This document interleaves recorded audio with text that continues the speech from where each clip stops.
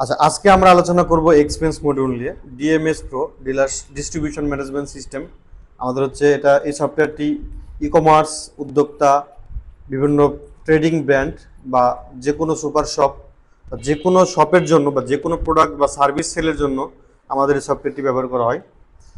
দেখেন, আমাদের প্রত্যেকটা বিজনেসেরই কিন্তু আমাদের একটা খরচ আছে, বা ডেইলি খরচ বলেন, মান্থলি খরচ বলেন, ফিক্সড খরচ বলেন, সব কিছু খরচ আছে।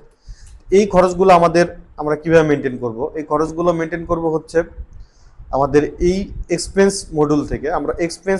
আমরা আগে এক্সপেন্সের কিছু ক্যাটাগরি তৈরি করে নিব। যেমন আমাদের কিছু ফিক্সড ক্যাটাগরি থাকবে, যেমন রেন্ট, অফিস রেন্ট। এটা অবশ্য প্রত্যেকটা বিজনেসেরই অফিস রেন্ট থাকতে পারে বা নাও থাকতে পারে, বাট ম্যাক্সিমামেরই থাকে। এটা আমাদের কোন ব্রাঞ্চের এগেনস্টে আমরা ক্যাটাগরি লিস্ট দিলাম হচ্ছে এক্সপেন্স 01। এটা হচ্ছে রুট ক্যাটাগরি, ডিসক্রিপশন দিলাম না। আমরা এখান থেকে যত খুশি আমাদের যত ক্যাটাগরিগুলো থাকবে সবগুলো আমরা এখান থেকে এন্ট্রি করে নিব।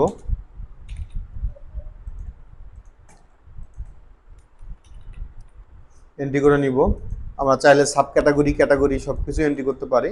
আমরা শুধুমাত্র ক্যাটাগরি এন্ট্রি করে দেখাবো। দেখেন, আমরা দুইটা ক্যাটাগরি এন্ট্রি করলাম, একটা সফটওয়্যার বিল, একটা হচ্ছে অফিস রেন্ট। আমরা এটার এগেনস্টে কিছু এক্সপেন্স করব। দেখেন এক্সপেন্সগুলো কিভাবে করব। এক্সপেন্স লিস্টে চাপ দেওয়ার পর, ক্লিক করার পর এখানে আমাদের ব্রাঞ্চ সিলেক্ট করতে হবে যে কোন ব্রাঞ্চের এগেনস্টে আমি খরচটা করতেছি এবং এটা কি অনুযায়ী খরচ করতেছি। Software bill. আমরা যদি কোনো কাস্টমারের এগেনস্টে খরচ করে থাকি তাহলে আমাদের এখানে কাস্টমার লিস্টগুলো চলে আসবে অথবা সাপ্লায়ার লিস্ট চলে আসবে। আপনি চাইলে বলতে পারবেন যে কোন সাপ্লায়ার বা কোন কাস্টমারের এগেনস্টে খরচ করতেছেন। অথবা যদি আপনি কাস্টমারের এগেনস্টে খরচ না করে থাকেন তাহলে এই অপশনতে ক্লিক করার প্রয়োজন নেই। আপনি ডেটটা দিয়ে দিবেন, খরচের ডেট কি, এখানে একটা রেফারেন্স দিয়ে দিবেন যে আপনি কী বাবদে খরচটা করতেছেন। ধরেন আমি software bill LS soft and engineering monthly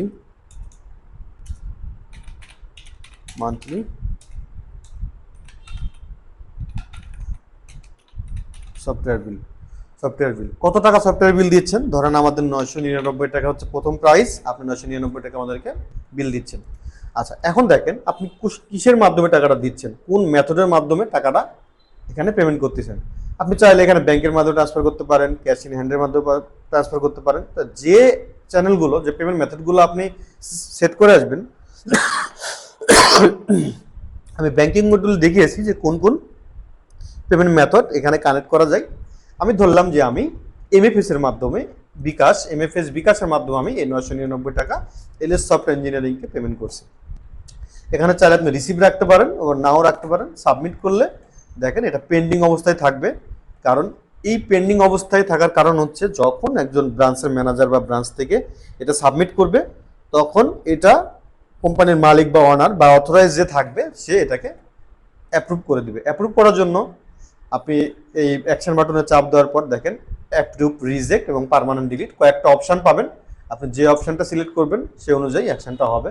আমি ভিউ ডিটেলসটা দেখি। দেখেন এখানটা ভিউ ডিটেলসটা দেখা যাচ্ছে যে আমাদের এই এক্সপেন্সের ডিটেলসটা কি, এটা কেন এই বিলটা করা হচ্ছে, কত টাকা বিল করা হচ্ছে, কে বিলটা করছে, কখন করছে, তার নোট কি, এই সব কিছু দেখতে পারবো। এখানে চাইলে ভাউচারটা দেখা যাবে। ভাউচার যেহেতু ডকুমেন্টস আপলোড করে নাই এখানে দেখা যাচ্ছে না। আমি এটাকে চাইলে অ্যাপ্রুভ করতে পারি অথবা রিজেক্ট করতে পারি। আমি এটাকে এখান থেকে অ্যাপ্রুভ করে দিলাম। দেখেন এটা অ্যাপ্রুভ হয়ে গেছে। আচ্ছা, এই অ্যাকাউন্টিংটা অ্যাপ্রুভ হওয়ার সাথে সাথে কি হবে, আমাদের অ্যাকাউন্টিংয়ে হিট করবে।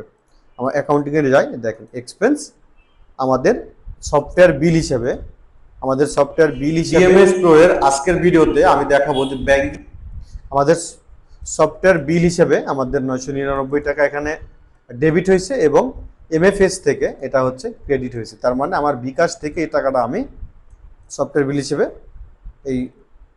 হিসেবে আমি দেখাইছি। ওকে, এই ছিল আমাদের এক্সপেন্স মডিউল। আমরা এক্সপেন্সের রিপোর্ট দেখব। আমরা অ্যাড এক্সপেন্সে ট্রাই করে দেখলাম যে আমাদের সব কিছু ঠিকঠাকভাবে কাজ করতেছে এবং চাইলে আপনি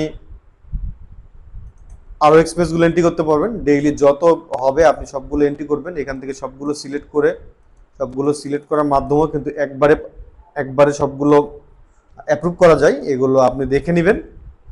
এখন আমি এক্সপেন্সের রিপোর্টটা দেখাবো। দেখেন এখানে এক্সপেন্সের রিপোর্ট আছে, টোটাল এক্সপেন্ডিচার কত ছিল, অ্যাপ্রুভ হয়েছে কত টাকা, বা এখনো এভারেজে কত টাকা এক্সপেন্স হয়, এখানে কোন অর্থ বছর বা কোন অর্থ বছরে কত টাকা খরচ হয়েছে সেটা আপনি দেখতে পারবেন, এবং সফটওয়্যার বিল বাবদে কত টাকা বাজেট ছিল এবং কত টাকা খরচ হয়েছে এখান থেকে দেখা যায়।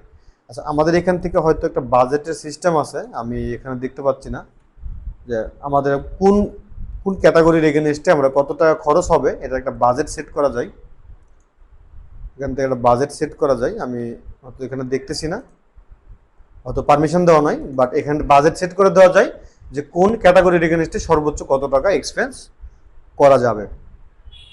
আচ্ছা, এই ছিল আমাদের এক্সপেন্স ভিডিও। আমরা পরবর্তী ভিডিওতে আপনাদেরকে দেখাবো আমাদের বাকি যে মডিউলগুলো আছে, এই মডিউলগুলোকে দেখাবো। আমরা অলরেডি উপরের মডিউলগুলো দেখিয়ে ফেলেছি, এই সবগুলো মডিউল দেখানো শেষ। আপনি যদি আজকে থেকে এই ভিডিওটি দেখা শুরু করেন তাহলে আপনি ফার্স্টে আমাদের প্রথম থেকে ভিডিওগুলো দেখে আসবেন, এরপর আপনি এক্সপ্রেস মডিউলটা দেখা শুরু করবেন। ধন্যবাদ সবাইকে।